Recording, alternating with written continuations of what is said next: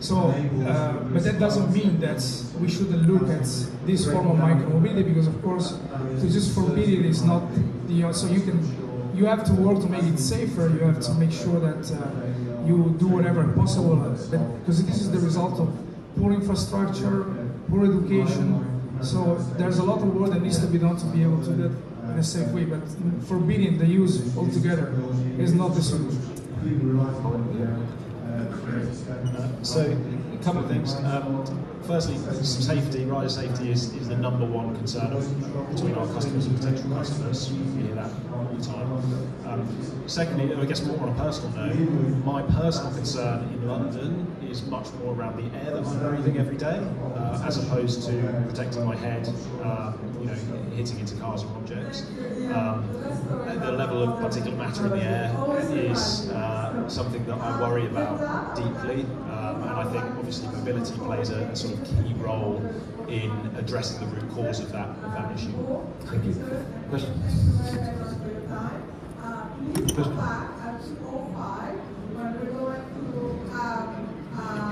Yes, my name's Alex. I just wanted to ask Dash particularly about insurance. We find that a lot of the micro-mobility vehicles, they're great, but when it comes to insuring them, say fleet insurance or something, there's the cost is prohibitive. So are the insurance companies coming round to the new type of vehicles, or how are you getting around that?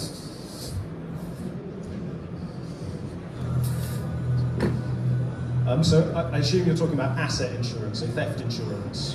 Yes. So we bundle asset insurance as part of our subscription. So we have a fleet deal with one of the insurance providers, who I won't name. But the logic behind doing that is we know, particularly in London, that bike theft is a big concern of people, and by bundling in insurance, not only are you benefiting from the tax savings as part of the Dash subscription, but you're also benefiting from that peace of mind. And again, sorry to go on about it, but it does again come back to accessibility, because we find that it's actually people who ride bikes a lot are maybe less concerned about insurance. They're happy to go and source their own, but people who might not necessarily decide to ride bikes often, they're the ones who are more interested in bundling it in. Any more questions?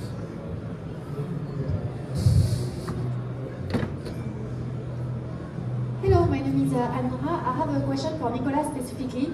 It seems that Toyota seems a little bit more invested in micromobility compared to other cars OEM. For example, I see in France that Stellantis doesn't give a shit technically. So can you explain why it's different? I will not comment on Stellantis, although I think they are doing some level of activities. For example, on L6 category, I consider Citroën Ami as being part of the micromobility definition.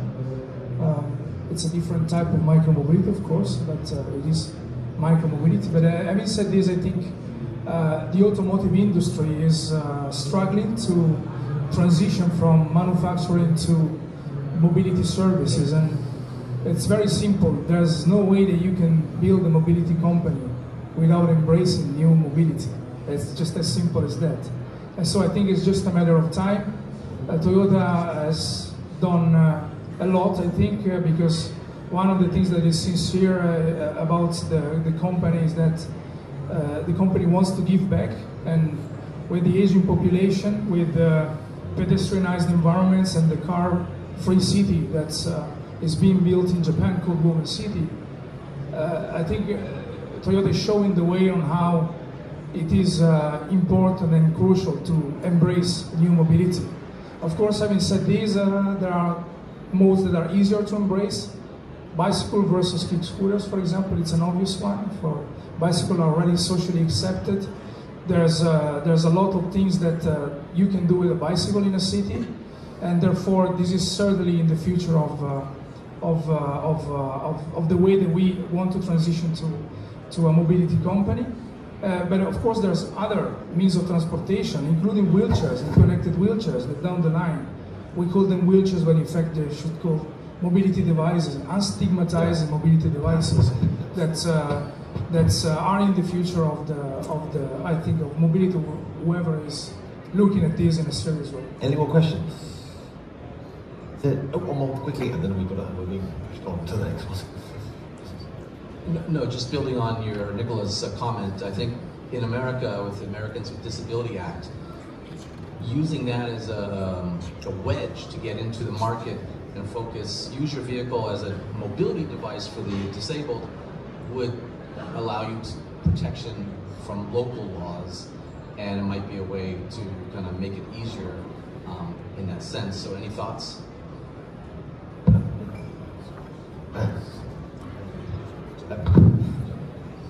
I think that's an interesting way of doing it. We're looking into US and seeing that US doesn't have the same regulation. It has some of these 3-4 wheels issues. So we're actually looking into different ways of addressing US, so I think it's a good idea. I think selling a vehicle made for disabled or elderly people puts it into a category and perception. We don't want to do that, but you could look into the type of vehicle to make it. So categorizing a vehicle and then make it different. That's why we're thinking a platform. Yeah. You can make it version for elderly people and make another version for it, but use the same platform for it. And that enables you to kind of come around some of these legal issues. So it's a strategy, and I think it's interesting. Thanks. Thanks for your comment, but coming back to also the comments that we were made before, as the subscription model is taking over, I would say, the micromobility offering for active micromobility, one of the things that might be interesting to look at in the future is how we can apply the same models to more inclusive devices, including maybe wheelchairs. I know it's a different ballgame, and I'm coming from that industry of medical devices. I know there's a number of ramifications for liability. You sound like an American person from your accent, and so I'm sure you're aware of the FDA approvals that you need to go through in order to be able to propose your solutions to people that are medically impaired.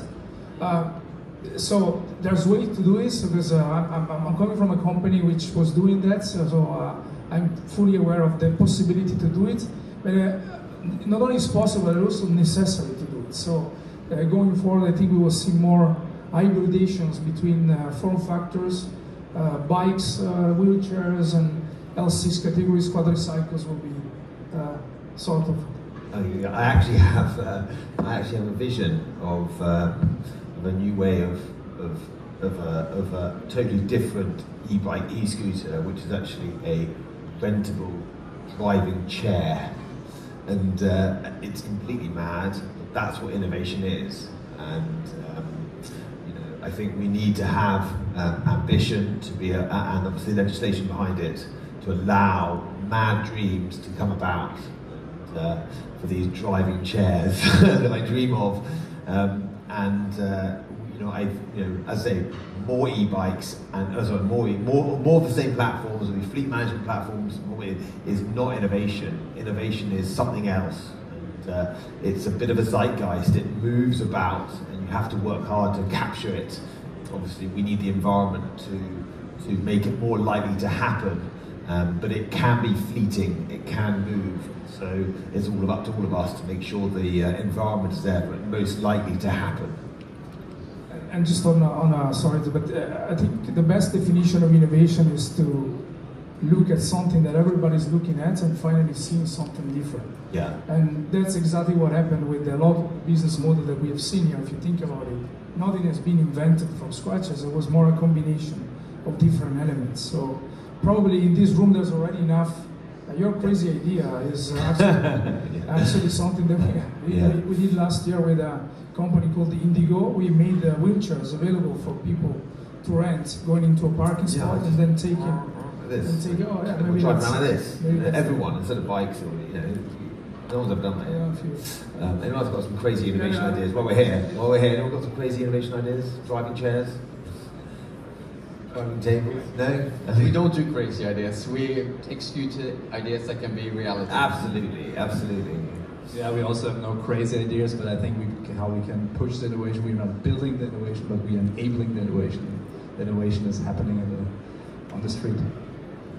Thank you very much, and thank you.